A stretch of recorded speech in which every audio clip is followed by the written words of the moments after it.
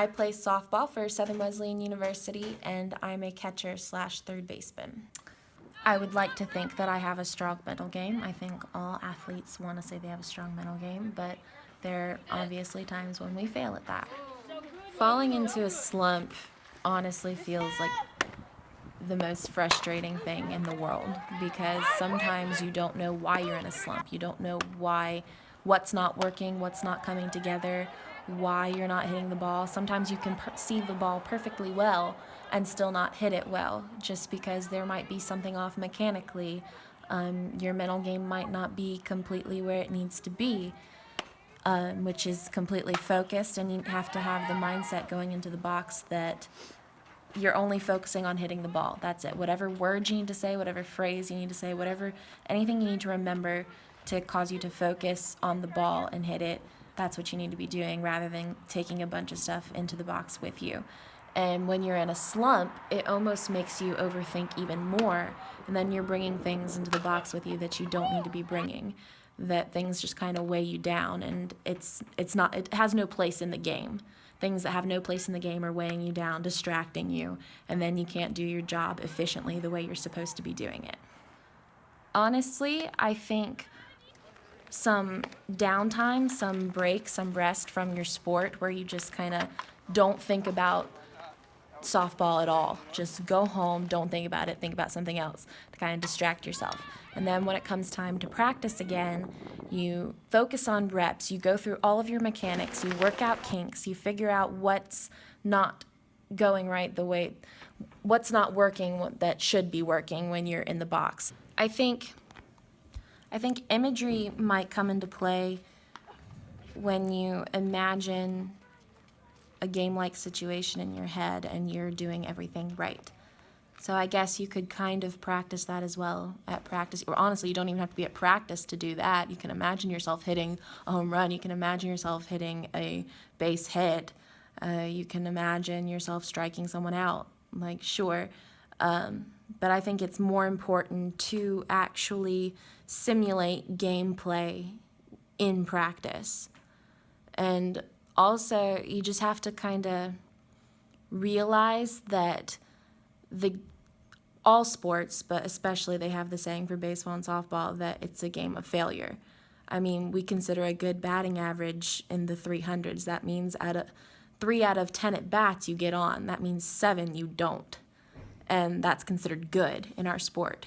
You have to realize that your performance doesn't define who you are as a player. It goes deeper than that. It's more, what kind of player are you? What are you most of the time? What do people think about you when they hear your name? As far as anxiety goes, I mean, you can experience anxiety, I guess, anytime. I guess there's such a thing as good anxiety as well. You don't always have to be thinking negative thoughts to be anxious. You can be thinking, oh my gosh, this is a really big game, or oh my gosh, this is my very first collegiate game ever, and just kind of being over excited maybe, and your emotions are kind of raw. I think also being overexcited can cause you to have a bad performance as well, because then you're not focused on the things you're supposed to be focused on. I think anxiety is kind of the opposite of focus, and with sports, you always need to be focused. So I don't think anxiety really has a place in sports if you want to succeed. I mean, that's just my personal experience from it. Even when I'm anxious in a good way, like I'm excited to be here, sometimes I still don't do as well because I'm not focused. I'm too jittery. I'm too excited. And then that can also start leading to negative thoughts, is when you're really excited and felt like, wow, I saw the ball so well, but then you still didn't hit it. It might not be because your mechanics are off, it's just you're not focused enough. So I think what's more important is to be focused rather than anxious and excited and peppy, you know? When you're in a rhythm and you're getting on base constantly, you feel good. You feel like you're doing something for the team, you're contributing, you're doing your job, and that the team really benefits from you being a part of the team. So I have the misfortune of knowing firsthand what it feels like to be injured and taken out of your sport for months at a time. Technically it started my sophomore year of high school when I had a weightlifting accident. I had 210 pounds on my back squatting, and I collapsed because of wrong mechanics.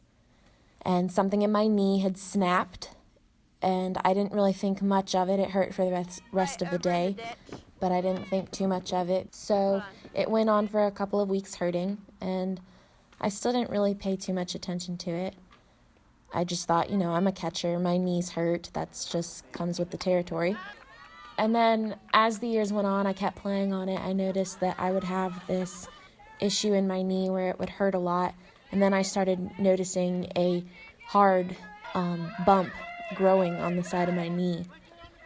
And I realized that that's the spot where the pain was radiating from. So I went to the doctor and I said, I want you to figure out what's wrong with my knee, but I'm not going to do anything about it right now anyway. Then they sent me to get the MRI, and it came back that I had a meniscal cyst growing over a meniscus tear, which is pretty standard stuff. A lot of people get meniscus tears. They're not too big of a deal. They're a pretty quick recovery, so I wasn't too worried about it. But I said I was not going to get the surgery until the beginning of senior year. I was going to have that whole summer. And then I went in for my surgery in August of that year, the beginning of my senior year of high school. And they did the procedure as normal, and everything went well, and it seemed like everything was fine. My recovery time was about 2.5 months. So I waited 2.5 months not playing, which there is a fall season as well in softball.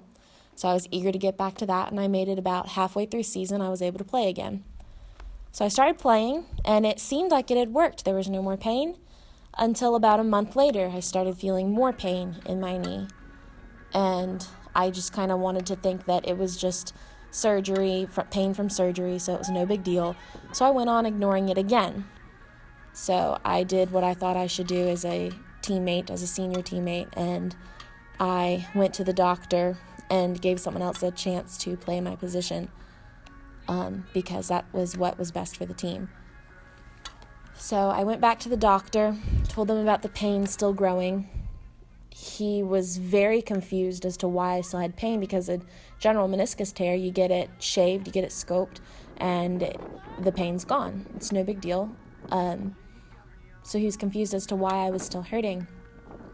So he decided that he was going to send me to another doctor whom he had trusted, who had a lot more experience with knees than he did. So they sent me for another MRI, and it showed that the cyst was beginning to form again. And I guess they went in a little bit more in depth to the MRI and looked deeper. And they had discovered that the entire inner half of that part of my meniscus had basically exploded. There was microscopic tears everywhere, pus all over in my knee. And the next surgery, as the doctor was discussing it with me, was not going to be so easy, since it was the second one, and they found out that the injury was a lot worse than what they had anticipated. They decided to cut my season short. I was done for the rest of my senior year, and I would have the surgery in the beginning of the summer before I went to college. And this time, recovery would be about 8 months. I got the surgery. What they did was they opened the meniscus itself, cleaned it up from the inside, and then put permanent sutures in my meniscus to close it up, and then closed my knee up. I was cleared before my freshman season. But getting back to it, going through rehab, I realized I'm still not the same player as I used to be. There are certain things that I couldn't do exactly. I was still allowed to catch as per doctor's orders, but I could tell that it wasn't the same. My knee is no longer as flexible as it used to be. It doesn't bend the way it used to. And it just can't take as much pressure anymore, having 2 surgeries on it. So I was feeling kind of down about that. I didn't really get to play my freshman year because of it. I think my coach could probably see that I'm not exactly the same player as I was, and she didn't want to risk another injury, seeing as I had already had 2. Shortly after that, because of being on crutches so long, my spine got out of line, and that caused some discomfort in my lower back, which then caused, because of something happening with my lower back, it caused major sciatic problems. And the sciatic nerve is the nerve running down from your lumbar and your back all the way down into your ankle. So sophomore year of college rolled around and we started team workouts. And it was a day we were really focusing on abs. I was doing sit-ups with weight above my head, and I felt something in my lower back almost pop. It was just a sharp pain out of nowhere. I didn't go as hard for the rest of the workout, and I figured, well, I'll just sleep on it, it'll be fine. The next day I woke up, I could not feel the entire lower half of my body. From hips down, it was just gone. Each day as that went on, I kept waking up the same way. The same thing started happening every single day, except increasing in severity every day. Until one day, I was just fixing to go to class and I collapsed. My entire leg gave out. It was like it wasn't even my own leg anymore. I couldn't move it. It just collapsed out from under me. I went to go get the MRI done on my lower back, and it showed that my disc was entirely ruptured, and it was a very big, severe rupture. So I had to wait 2 more months before I could get in to have surgery. And those 2 months were probably the worst 2 months of my life. I obviously couldn't play anymore, so there goes my sophomore fall season again, just like I didn't have a freshman fall season. And I didn't know what the next season was going to look like. And the pain was absolutely unbearable and indescribable. I was on the highest dosage of hydrocodone and oxycodone that the doctors could give me, and it wasn't doing anything at all. And there were some really dark times. There were times of doubt. There were times that I just wasn't sure what God's plan for my life was. I questioned if I was even supposed to be playing sports. I'm like, God, is this some kind of sign that I'm not supposed to be doing what I'm doing, that you don't want me to play softball anymore, that you don't want me to be in athletics anymore? There were times I was questioning God, wondering, am I ever going to be the person that I was? Am I ever going to be that athlete? And not even just with softball, just athleticism is part of my everyday life. Am I going to be able to live the life that I once was able to? Am I going to be allowed to do the things that make my life great? You know, I love being an active person. I love going and doing things. I love having adventures. Am I going to be able to do that anymore? There were times I was so lost and confused, and 3 surgeries is a lot. It's a lot to take in. And each one after another, it just kind of shot my hope down even more.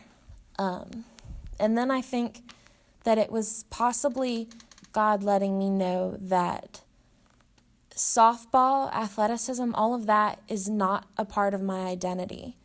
That's not who God made me to be. That these are things He allows me to do. These are privileges we get.